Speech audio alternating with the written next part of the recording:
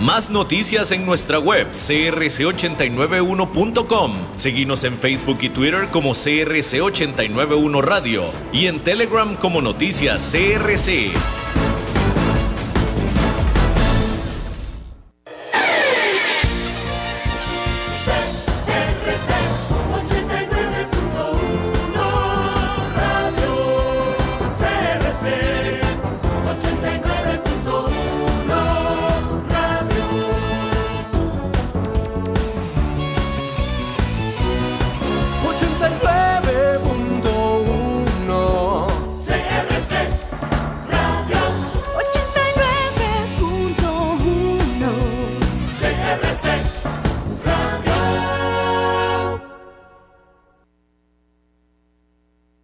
CRC 89.1 Radio y Cadena Radial Costarricense no se hacen responsables por las opiniones emitidas en este programa. Transcomer, puesto de bolsa de comercio, presenta A las 5 con Alberto Padilla.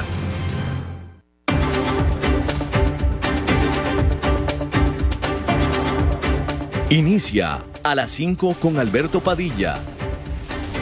Un programa diseñado con el objetivo de llevarte diariamente un tema de actualidad, acompañado siempre de reconocidos editorialistas, de lunes a viernes a las 5 de la tarde por CRC 89.1 Radio.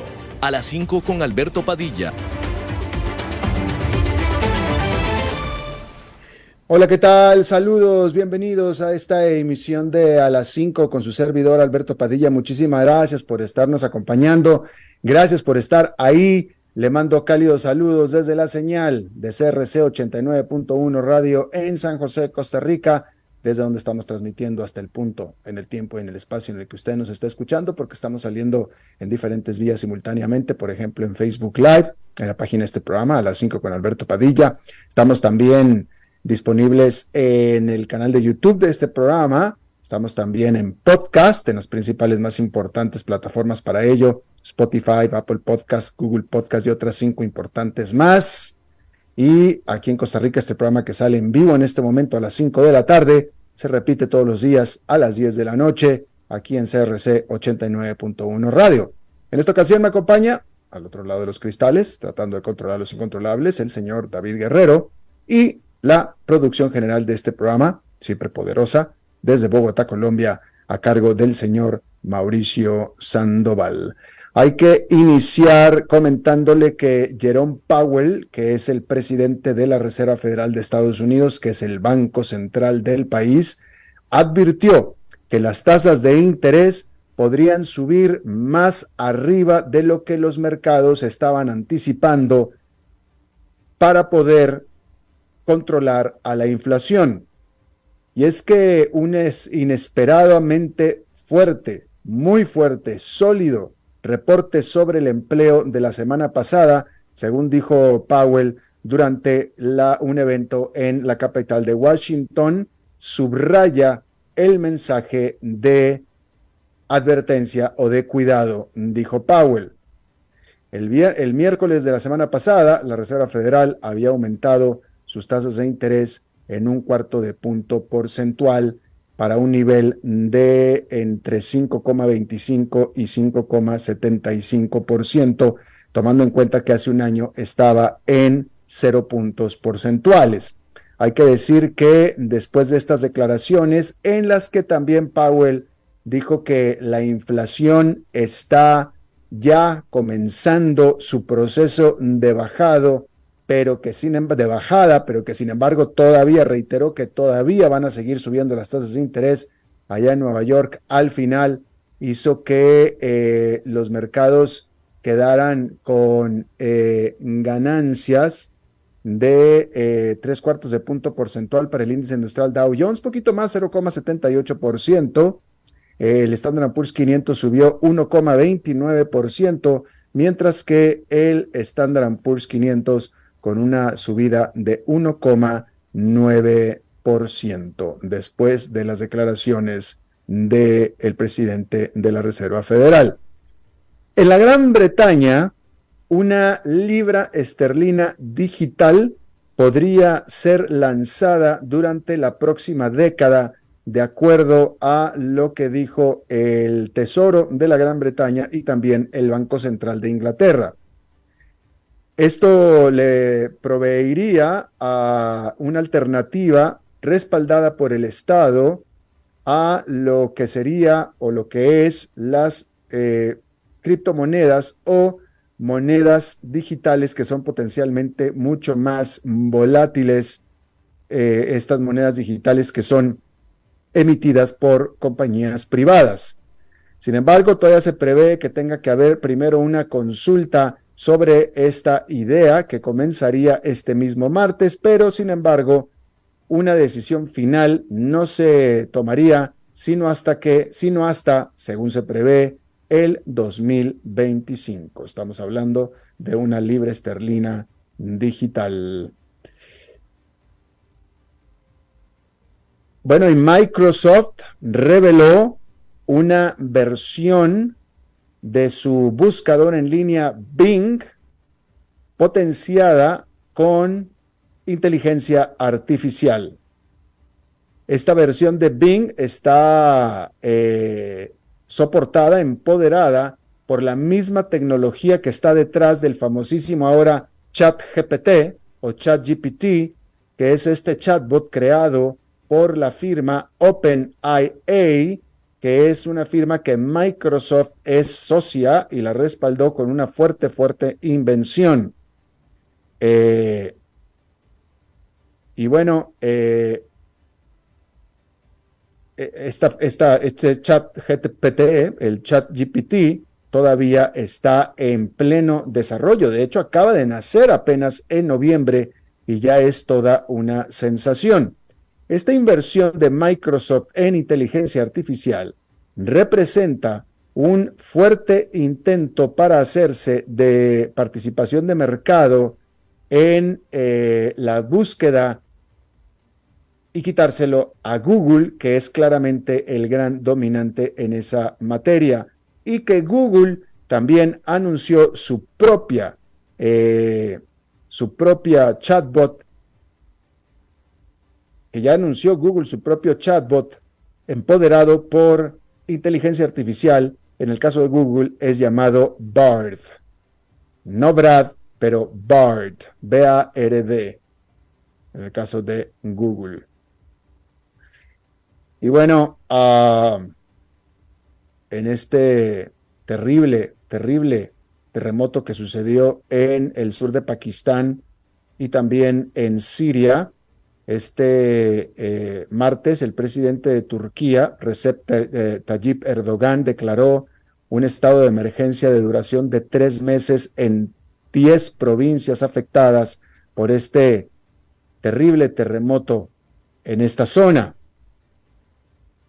Estos terremotos de el lunes hasta ahora, oficialmente, se han contabilizado 7,200 personas que han perecido. Estamos todavía al día siguiente del terremoto, es decir, que seguramente el número terminará siendo mucho mayor. De hecho, se anticipa que la cantidad vaya a subir. De hecho, la Organización Mundial de la Salud sugirió que el número de fatalidades podría alcanzar 20,000. El epicentro del terremoto principal fue cerca de la ciudad turca de Gaziantep y tuvo una magnitud de 7,8 grados en la escala de Richter. Y después se dieron una serie de réplicas también de muy grandes, muy poderosas.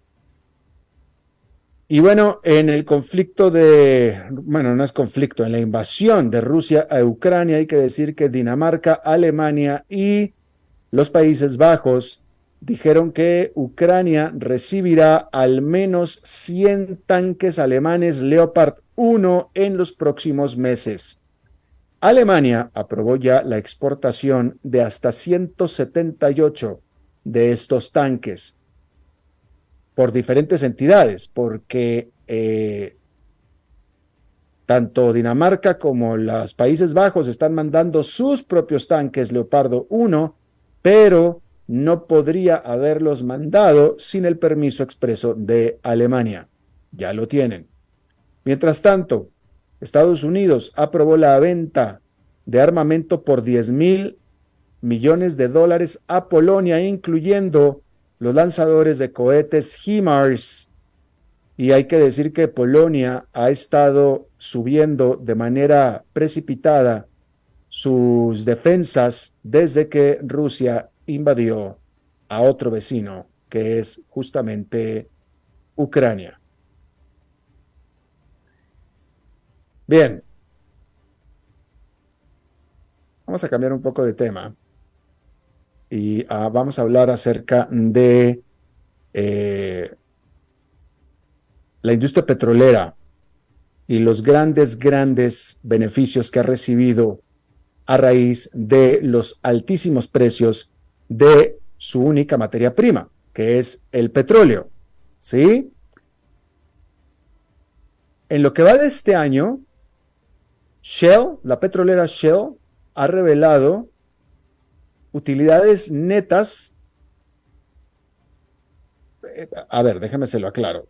En lo que va de este año, las empresas han estado reportando las utilidades que hicieron durante el año pasado. Y en lo que va de este año, Shell reportó que en el 2022 tuvo utilidades netas de casi 40,000 millones de dólares. Utilidades. Recuerde, las utilidades es ya lo que se va al bolsillo. Utilidades, no ingresos. Durante el mismo periodo, ExxonMobil, la petrolera más grande del mundo, bueno, la más grande de Estados Unidos, reportó una cantidad récord de utilidades netas de 55,700 millones de dólares de utilidades. Y Chevron reportó que sus utilidades también fueron el doble de lo que había recibido el año anterior.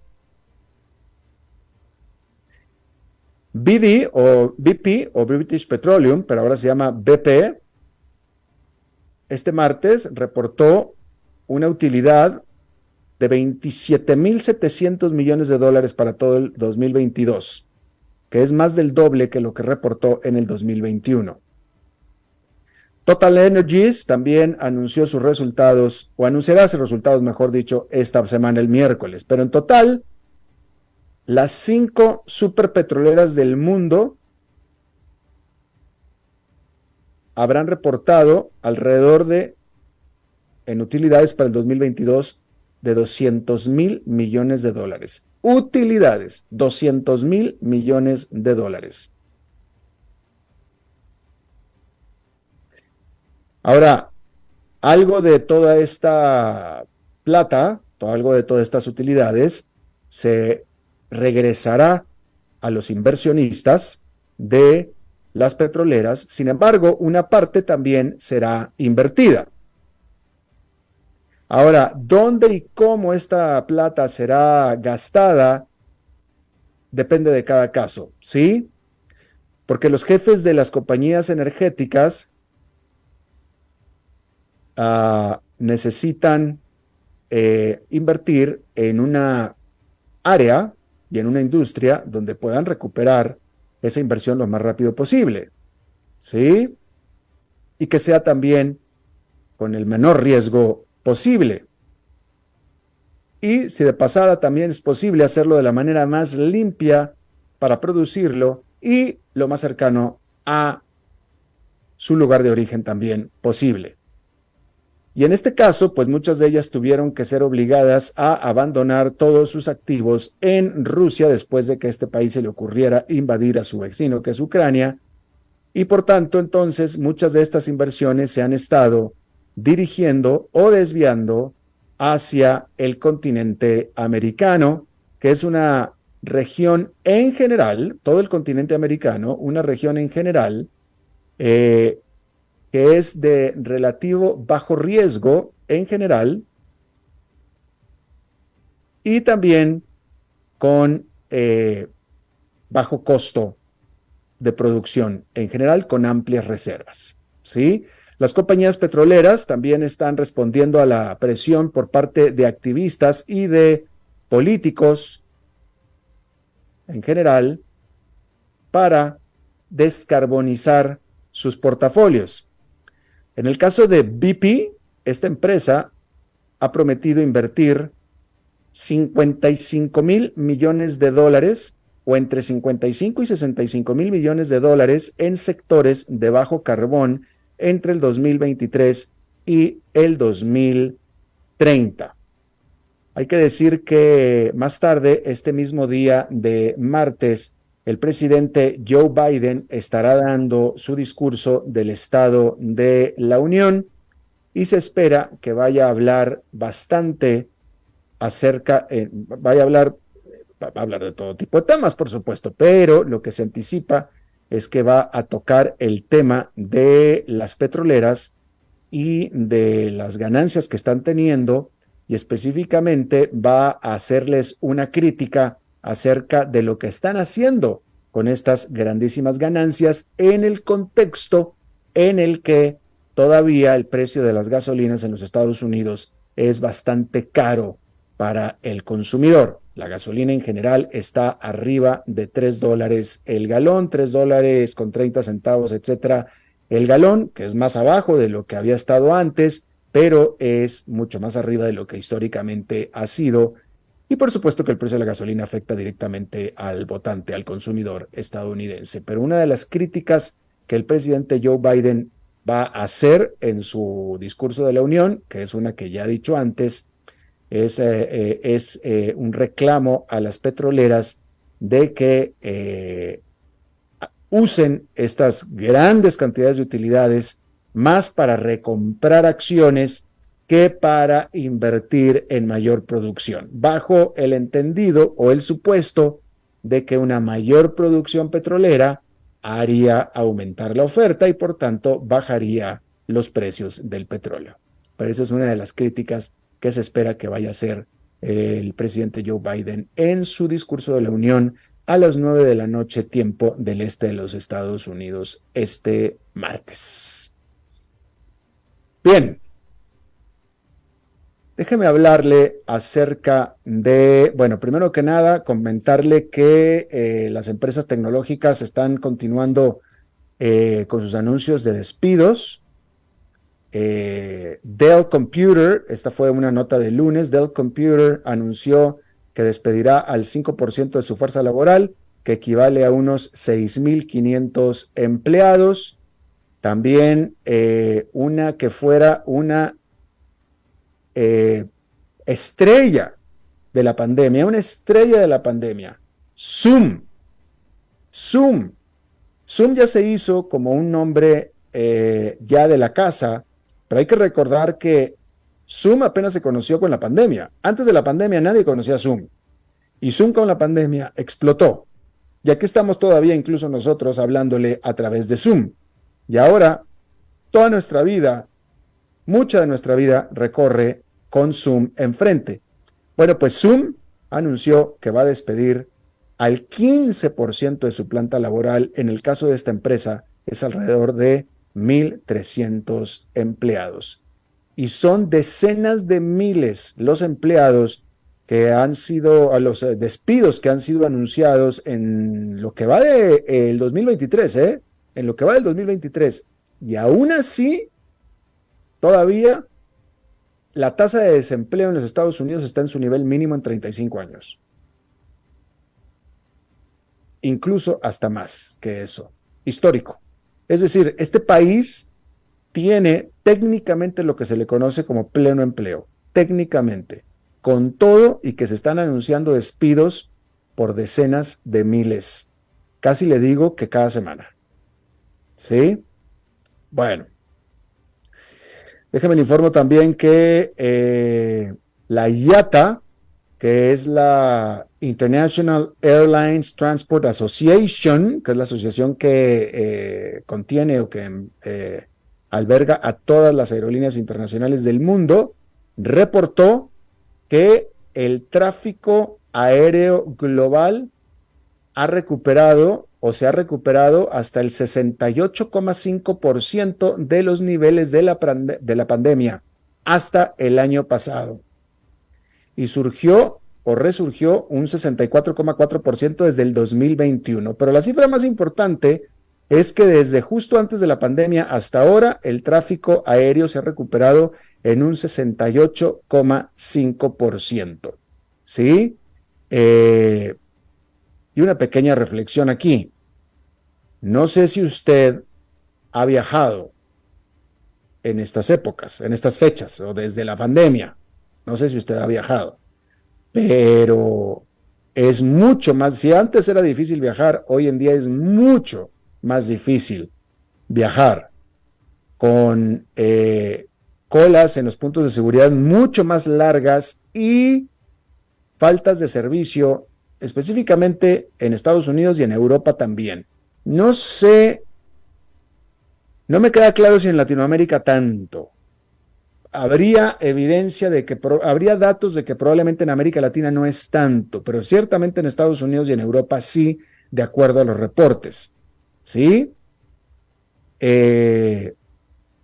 Bueno, a mí ya me pasó el año pasado, un vuelo cancelado, estando en la puerta, en el gate, vuelo cancelado, ya estando en el gate. ¿Por qué? Porque no había personal del aeropuerto, no había personal de la aerolínea, etcétera, etcétera.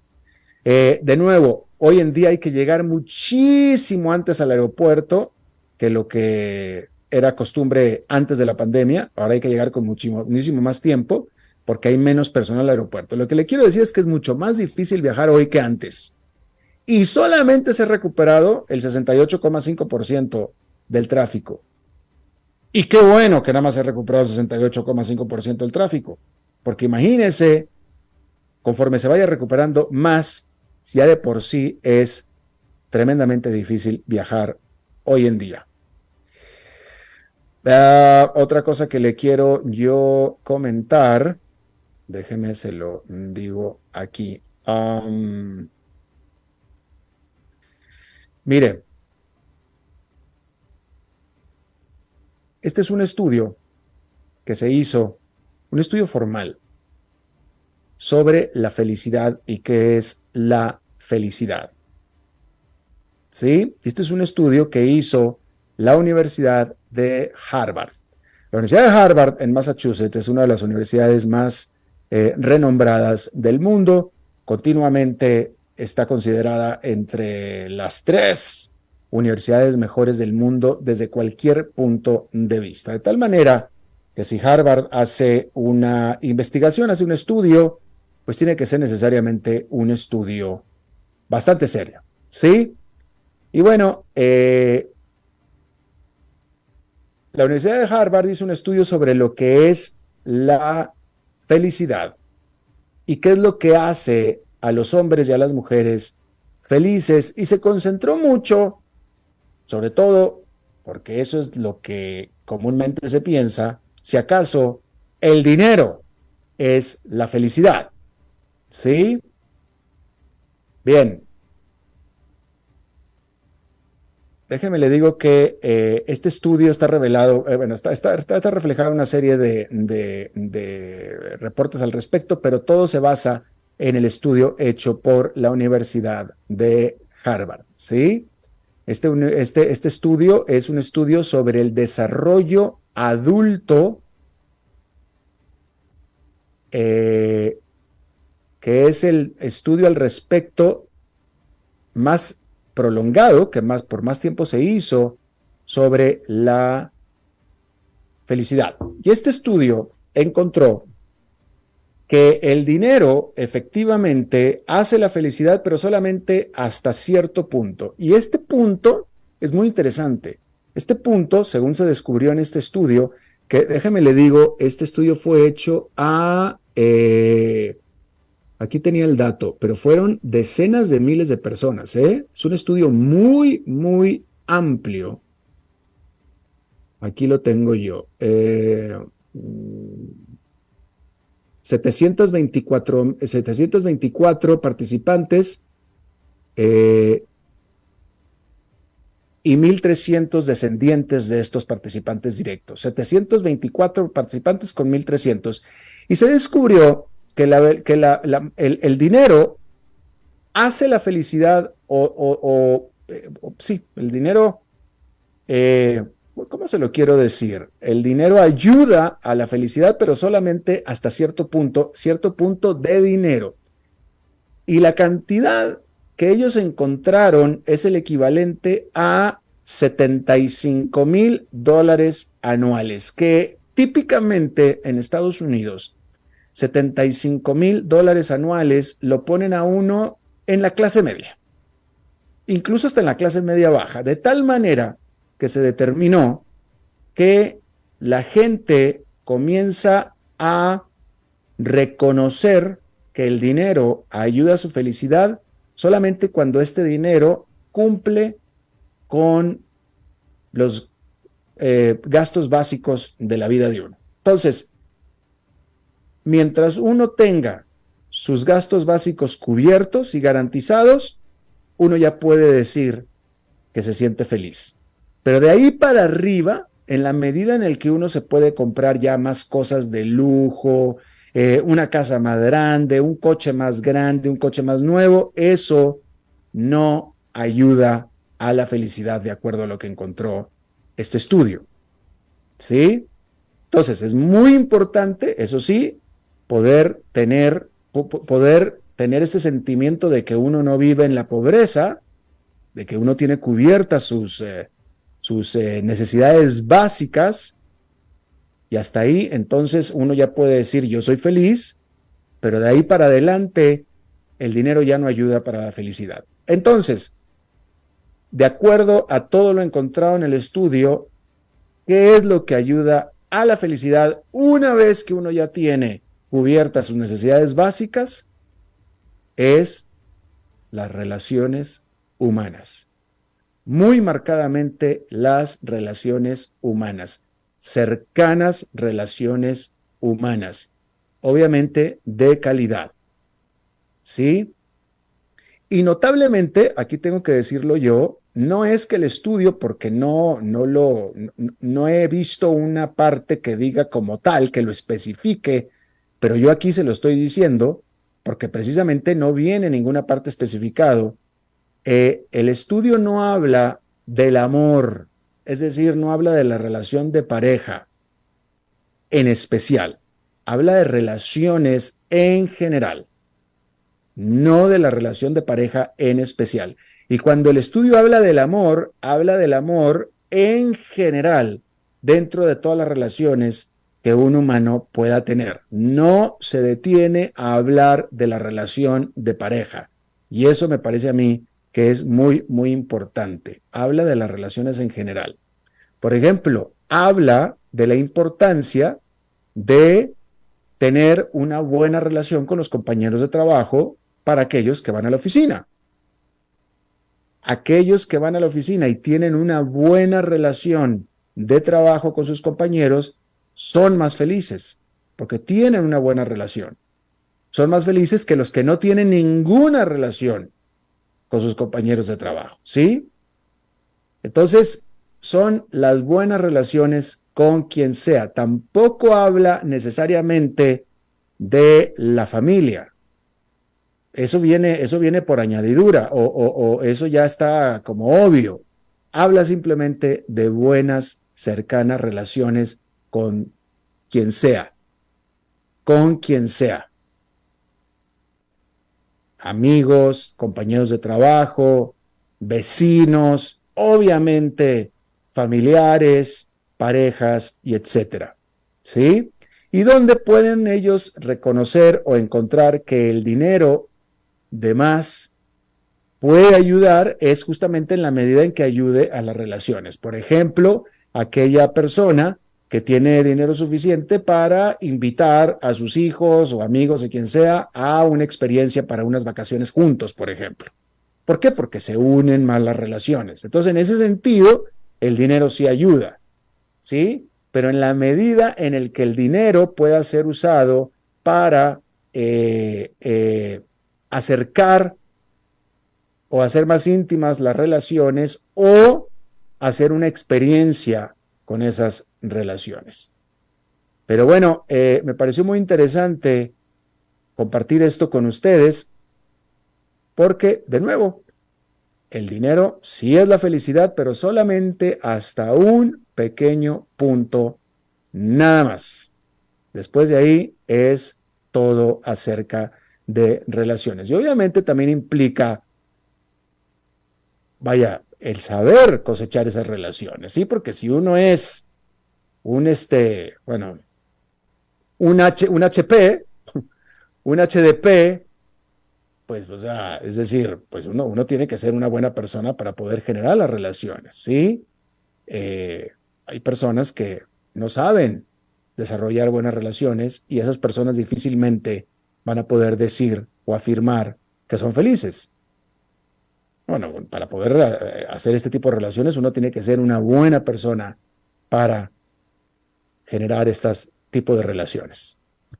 Bien, ahí lo tiene usted. Vamos a hacer una pausa y regresamos con nuestra entrevista de hoy. A las 5 con Alberto Padilla, por CRC 89.1 Radio. Ok, gracias a todos por haber venido a la fiesta de despedida de don Alberto, quien cumple 30 años de trabajar para nuestra empresa. Y bueno, le llegó el día del retiro. Don Alberto, ¿por qué no viene acá y nos da unas palabras? ¡Que hable! Muchas gracias a todos. Solo puedo decirles que si alguien sabe de algún trabajito, que por favor me avisen. Es en serio. No me preparé para este momento y tengo que ver cómo consigo otro trabajo. No cometan el mismo error que yo. Transcomer, puesto de bolsa de comercio. Construyamos juntos su futuro. Somos expertos en eso.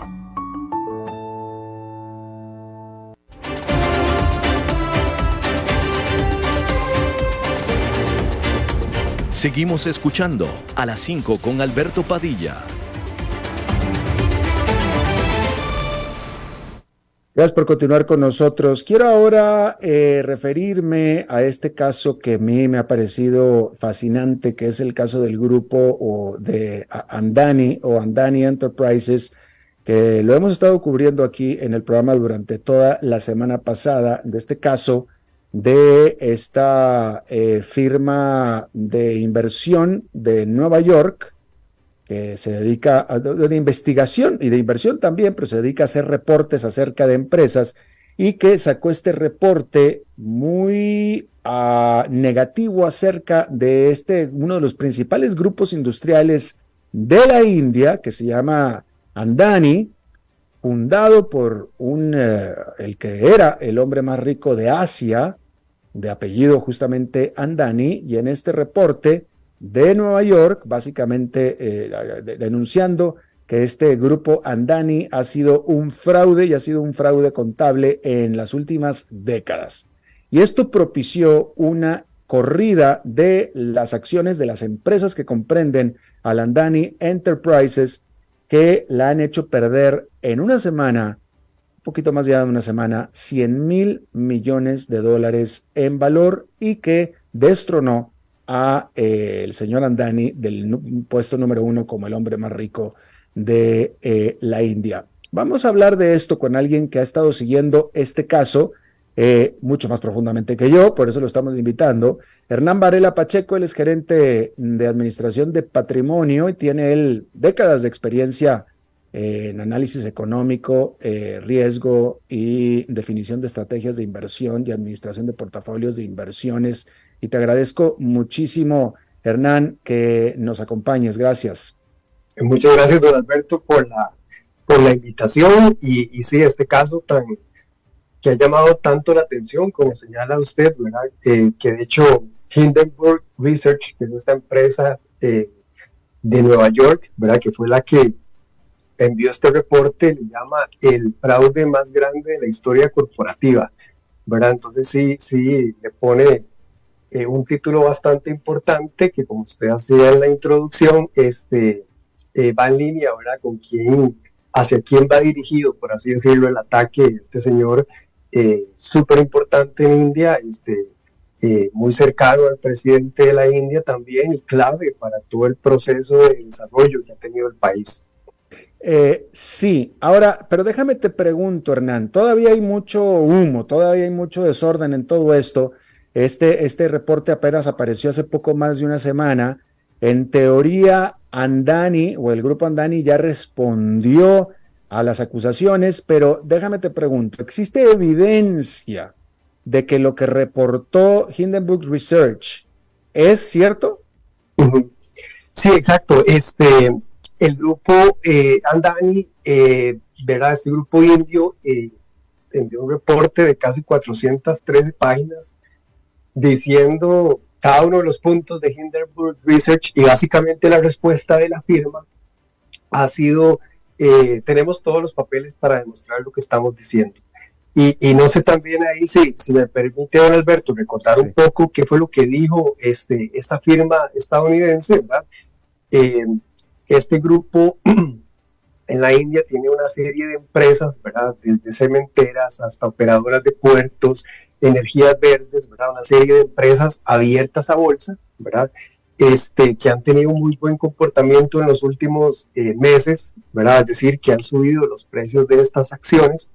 Y básicamente lo que dice Hindenburg Research es, hay una serie de empresas, digamos, cascarones en, digamos, diferentes países que han estado manipulando el precio de estas acciones, ¿verdad? Que una empresa de algún paraíso fiscal ha estado comprando una acción de este grupo, y la otra lo compra a un precio más alto y la otra vuelve a comprarlo. Entonces, digamos, artificialmente han subido el valor y por lo tanto la riqueza de este señor en los últimos meses.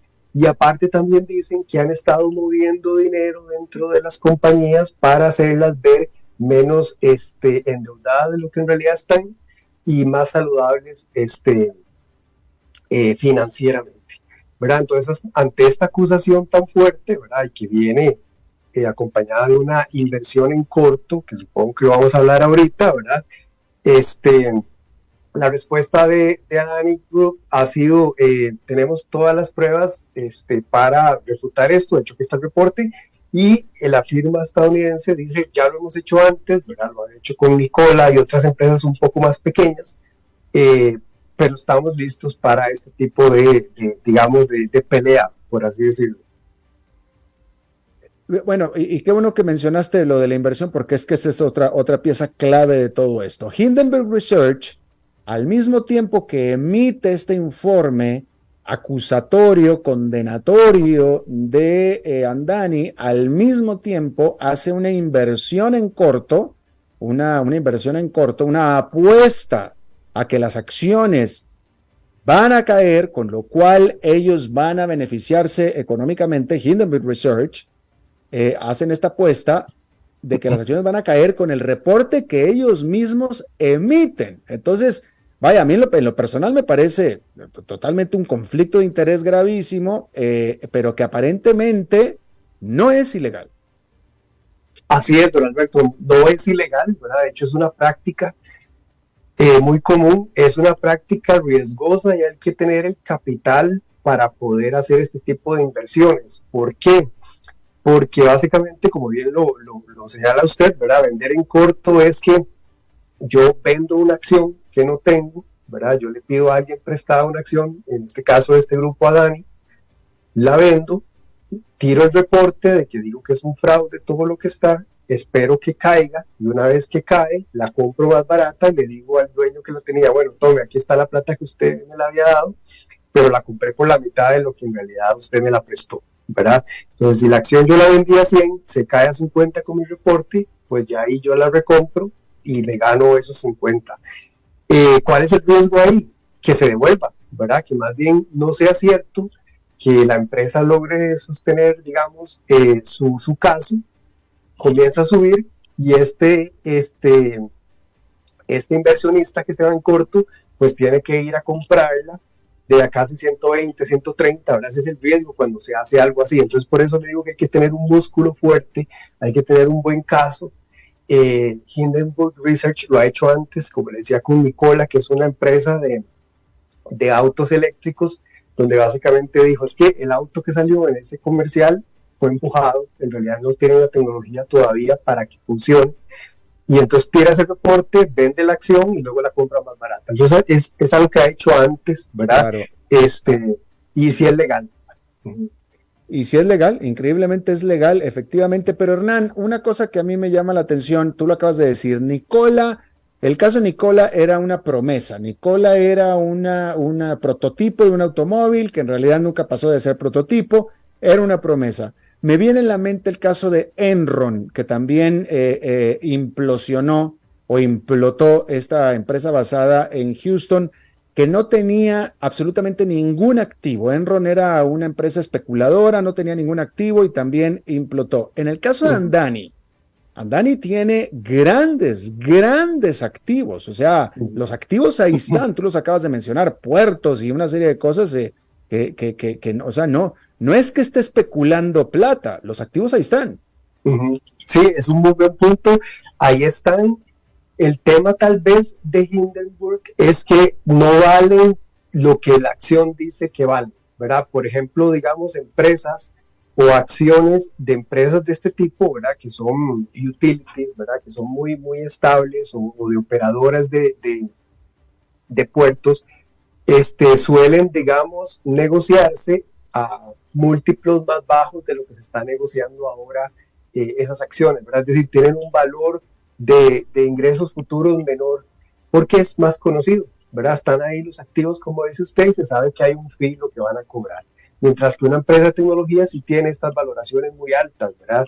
El tema un poco de Hindenburg es eso, lo que dicen es, mediante transacciones, compra y venta de acciones, subieron el valor que quizás ha exagerado el valor real de esos activos que usted señala, y que quizás está un poco más endeudada de lo que dicen, y hay unos movimientos internos, ¿verdad? Ahí que demuestran que, o que han hecho que se muestren menos riesgosos, ¿verdad? Entonces sí, los activos están ahí, lo cual, digamos, reduce bastante digamos, el riesgo, por así decirlo, claro. para todo el sistema financiero, sobre todo indio, ¿verdad? Porque hay algo ahí palpable. El tema es que quizás no vale tanto como dicen las acciones, o decían hace un par de semanas lo que valían, ¿verdad? Bueno, no vale tanto. Ahora, una aclaración. Las acciones de Andani, de todas las empresas de Andani, todas cotizan en la India, ninguna en Nueva York, ¿cierto? Es cierto, son solo 7, pero todas son en la India. Todas en la India. Ahora, en la India. Hernán, aquí entre tú y yo, eventualmente, puede ser que incluso ya, pero eventualmente puede ser una muy buena oportunidad de compra, una buena oportunidad de inversión, de comprar acciones de Andani. Exacto, ahí habría que, yo creo que el inversionista primero lo que ha hecho es, no, esta gente está muy seria, ¿verdad? Este reporte pareciera ser de verdad el de Hindenburg, vendamos. Entonces sí, si de repente esto no es, ¿verdad? Podría ser una gran oportunidad. El tema es que, como decía usted, ha perdido bastante valor, la gente ha salido corriendo, ¿verdad? Yo creo que habría que esperar quizás un poco a que se siente un poco más el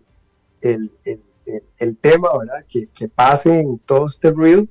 Ellos están trabajando bastante, tienen todo un comité, los principales ejecutivos de este grupo están en todo el mundo hablando, ¿verdad? Como dando tranquilidad, pero bueno, el mercado todavía parece no darle la razón, ¿verdad? En algún momento podría ser una oportunidad o incluso, digamos, también para otras empresas que compren todos estos tipos de inversiones, ¿verdad? Porque tienen inversiones en Australia, en Israel, en Sri Lanka, pero quizás habría que esperar un poco, ¿verdad? Que se tranquilice o que las aguas estén más tranquilas. Definitivo. De hecho, ya hubo, que me parece que entró demasiado pronto, pero ya hubo una inversión importante por parte de uno de los estados del Golfo, que no me acuerdo en este momento cuál, pero que compró acciones de Andani a los 3-4 días, después ha seguido bajando más, te digo, me parece que entró demasiado pronto, pero ha habido quien piensa igual que nosotros. Claro. Y me imagino que ese tipo de inversionistas, ¿verdad?, tan grandes, incluso tienen un acceso directo a este señor, ¿verdad?, el principal, incluso una llamada que le diga, está todo bien, tienes mi palabra, ¿verdad? Sin embargo, sí, Yo creo que también podría haber, digamos, algo positivo de esto es que, bueno, se habla de India, ¿verdad? Como la gran economía que va a seguir creciendo e incluso en algún momento pasar a China, que se transparentice un poco más, ¿verdad? La parte corporativa y la parte ahí de... Sí, la gobernanza. Exacto, sí, sí. A pesar de que ninguna de las calificadoras, ¿verdad? De las grandes, le ha bajado el rating, ¿verdad? Todas ellas todavía tienen ahí el grado de inversión, pero bueno, como ponía usted el caso de Enron y otros casos que hemos visto, estas a veces llegan un poco tarde, ¿verdad? Y Hindenburg Research, de algo importante, ellos están poniendo el dinero, ¿verdad? Están apostando bastante, ¿verdad? A hacer una Bueno, es que Hindenburg ya ganó plata. Pero ahora, déjame te pregunto, y qué bueno que trajiste a colación el tema, porque eso es muy importante. Ninguna de la deuda de Adani tiene grado de inversión y ninguna de las calificadoras de riesgo ha degradado todavía a Adani, y eso es importante notarlo. Pero déjame te pregunto, porque este asunto de Hindenburg Research, de nuevo, con ese conflicto de interés y con esa intencionalidad que tienen de sacar provecho, de sacar utilidad, en cualquier momento viene y nos cae alguna empresa en América Latina también. Sí, de hecho, los vendedores en corto, ¿verdad? Ellos se defienden como de que son una policía, digamos, o como que están haciendo el bien, ¿verdad? Porque buscan estas empresas que en realidad hay algo raro detrás, ¿verdad? Que se les está pasando por encima a los reguladores, que los reguladores quizás no se están dando cuenta. Entonces, ellos lo que defienden es que están viendo, están haciendo un bien, ¿verdad? Pero sí, como usted señala, podrían irse ante cualquiera. Ahí lo bueno sería que más bien ese riesgo moral haga que las cosas se hagan bastante bien, ¿verdad? Que se tenga todo un respaldo ahí, que hayan auditores reconocidos y que cuando salga una firma de este tipo se le pueda responder, ¿verdad? Con esta evidencia. Claro, es que también, de nuevo, hay que aquí decir que lo que sea que se dio cuenta Hindenburg Research, lo que está reportando Hindenburg Research son cosas que en teoría no vieron ni las agencias de calificación, no vieron ni los prestamistas o los bancos prestamistas de Adani. Es decir, Adani no es nada más que se mande solo. Adani tiene relaciones con una serie de entidades muy grandes, muy potentes, muy fuertes, como bancos, propios, no sé, pues hasta el propio Banco Central de la India, incluso, definitivamente las agencias de calificación, y nadie vio lo que aparentemente vio Hindenburg Research, y eso me llama mucho la atención. Exacto, sí. Bueno, ha pasado casos donde eso se ha dado, ¿verdad? Donde, por ejemplo, todos los AAAs que tenían, ¿verdad? Los bonos estos con hipotecas en Estados Unidos y demás, pero sí, ninguno lo ha visto, ninguno lo ha señalado. Hay presiones ahora para que el regulador de la India, digamos, de mercados de capitales, diga si hay algún tipo de, digamos, como de consultas directas que le hayan hecho a la empresa, si le preocupó algo o algo así, pero no ha salido. Lo más que yo he visto es que sí salió que hay una empresa, digamos, que está en otro lado, el grupo Adani dice, este es uno de mis principales shareholders, ¿verdad? Uno de mis principales dueños de acciones. Y resulta que ahora se hizo una investigación, que es mucho lo que dice Hindenburg, hay relación con la familia Adani y esta empresa, entonces dicen, bueno, entonces ¿por qué no lo reveló? ¿Verdad? Entonces ya sí se están, quizás donde esta empresa grande señaló esos puntos, ahora alguna de estas comiencen a revisarlo, pero volviendo a su pregunta, así ninguna de las grandes lo ha dicho, pero también a veces se les ha ido, ¿verdad? Se les ha ido este tipo de casos. Claro. Hernán Varela Pacheco, gerente de Administración de Patrimonio y bueno, analista económico y de riesgo, te agradezco muchísimo que hayas charlado con nosotros esta tarde. No, con mucho gusto, don Alberto. Que esté muy bien. Igualmente para ti. Vamos a hacer una pausa y regresamos con más.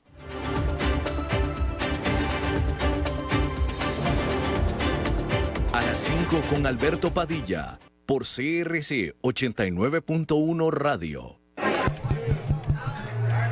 Ok, gracias a todos por haber venido a la fiesta de despedida de don Alberto, quien cumple 30 años de trabajar para nuestra empresa. Y bueno, le llegó el día del retiro. Don Alberto, ¿por qué no viene acá y nos da unas palabras? ¡Que hable! Muchas gracias a todos. Solo puedo decirles que si alguien sabe de algún trabajito, que por favor me avisen.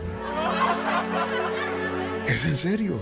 No me preparé para este momento y tengo que ver cómo consigo otro trabajo. No cometan el mismo error que yo. Transcomer, puesto de bolsa de comercio. Construyamos juntos su futuro. Somos expertos en eso.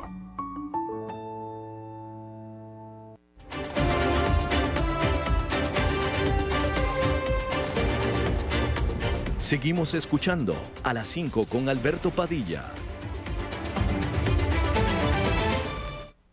Bueno, es martes y los martes siempre tenemos la visita y la colaboración de nuestro buen amigo y colega Fernando Francia. Fernando. ¿Qué tal, Alberto? ¿Cómo estás? Muy bien, ¿y tú? Muy bien, muy bien. Espero que vos también estés pasándola bien. Te veo que no estás en el estudio. No, estoy en el estudio, pero en el privado. En el estudio B. Exacto. Muy bien. Hoy les quiero hablar de dos conceptos: inversión de impacto y bioeconomía. ¿Alguna vez te has preguntado para dónde va el protector solar que uno se pone para, pues, estar en la playa cuando se mete al mar, ¿no? Que es lavado por el agua? Bueno, pues se calcula que 14.000 toneladas de bloqueador solar son vertidos al mar. Obviamente eso impacta a la vida marina, arrecifes de coral, en fin, a muchos aspectos. Otra vértice. ¿Sabías que para la producción de diversos productos lácteos, ¿no?, que consumimos a diario, se desecha el suero y quedan sin uso, como desperdicio, pues, 200 millones de toneladas de suero lácteo en el mundo? Pues bueno, hay una industria que trata estas situaciones, estos problemas, y los convierte en oportunidades, ¿no? Y pues en Costa Rica se ha estado desarrollando. Es la bioeconomía. Se define como la economía basada en el consumo y producción de bienes y servicios derivados del uso y transformación sostenible de recursos biológicos, ¿no?, incluyendo los desechos. En la bioeconomía se insertan los dos ejemplos que di al inicio, el de los protectores solares de SunSpectra y la utilización del suero lácteo de The Lipid Factory, los dos emprendimientos costarricenses. Resulta que SunSpectra hace bloqueadores a partir de la papaya, aprovechando que el 30% de la fruta es desechada en Costa Rica. No en nuestros hogares, ¿no?, la que nos comemos, sino en las zonas de producción. Y pues Lipid Factory consume el suero de empresas de productos lácteos y consume el suero mediante biotecnología y lo convierte en omega 3, ¿no?, que puede ser agregado a otros procesos de producción de alimentos o en productos farmacéuticos, como esas capsulitas que uno puede tomar. El desarrollo de bioemprendimientos es una de las áreas de la bioeconomía que ha tenido un mayor crecimiento en los últimos años en América Latina y ha llamado la atención de una gran cantidad de instituciones de cooperación, de financiamiento, de inversión. Los emprendimientos basados en biomateriales, como estos de la bioeconomía, así como los negocios orientados al impacto positivo en el ambiente y la sociedad, tienen un auge, no solo en la innovación de emprendedores, sino también entre quienes buscan invertir en nuevas formas de generar negocios que apunten a la sostenibilidad del planeta. Pues en eso están CINDE, la promotora de desarrollo de Costa Rica, el IICA, el Instituto Interamericano para la Agricultura, y también la Kirchner Impact Foundation, una fundación de origen estadounidense que tiene participación en Costa Rica, y también la Biomed Hub de Costa Rica, 4 organizaciones que desde sus distintas perspectivas, ¿no?, ya sea de inversión de impacto o de la propia bioeconomía, pues apoyan el ecosistema productivo de la bioeconomía en Costa Rica. La semana pasada se realizó en las instalaciones de CINDE un foro Acelerando el Bioemprendimientos, en el que participé, que busca promover conexiones entre sectores de inversionistas y los sectores de emprendedurismo, pues para captar esa inversión. No es fácil conectar a quienes tienen el dinero con quienes necesitan el dinero, aunque parece lógico, pero a veces no se encuentran. Cuando organizaciones que manejan capital buscan invertir en emprendimientos que generan un impacto positivo en el ambiente o en la sociedad, se llama inversión de impacto. Y la inversión de impacto se fortalece en Centroamérica cada vez más, porque hay muchos proyectos que intentan conectar a esos proveedores de capital, ¿no?, o inversionistas con los emprendimientos o empresas que buscan escalar sus negocios con inyecciones de capital. La inversión de impacto es justamente eso, ¿no? El mecanismo por el cual los inversionistas colocan recursos en iniciativas que, además de darle un retorno financiero, pues generan un impacto positivo en el ambiente y en la sociedad, es decir, dan empleo, generan encadenamientos y un montón de otros aspectos más. SunSpectra y The Lipid Factory, que son los dos ejemplos que di al inicio, son apenas dos emprendimientos de los muchos que ya están en marcha y que buscan transformar lo que algunos consideramos residuos y desechamos, pero que son materia prima para sus productos. Alberto.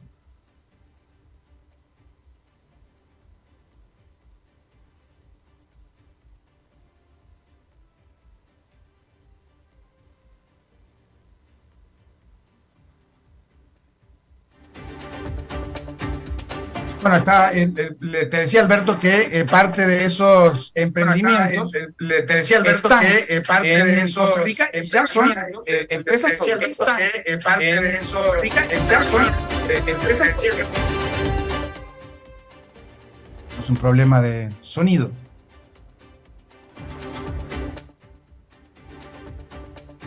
Se me perdió Alberto Padilla, pero estamos a las 5 con Alberto y efectivamente está Alberto. Te decías que esos emprendimientos son ya una realidad en muchos países y efectivamente en Costa Rica la bioeconomía tiene un auge porque pues hay mucha investigación al respecto, hay mucho conocimiento y pues ahora toca darle el lado productivo, el lado comercial para generar empresas que, bueno, produzcan empleo, generen ese impacto positivo que buscan. Fernando, ¿ya me escuchas? Ahora sí. Ah, ya, bueno, seguramente aquí algo que le pique mal. Bueno, Fernando Francia, te agradezco muchísimo tu participación este martes. Muchas gracias a vos, Alberto.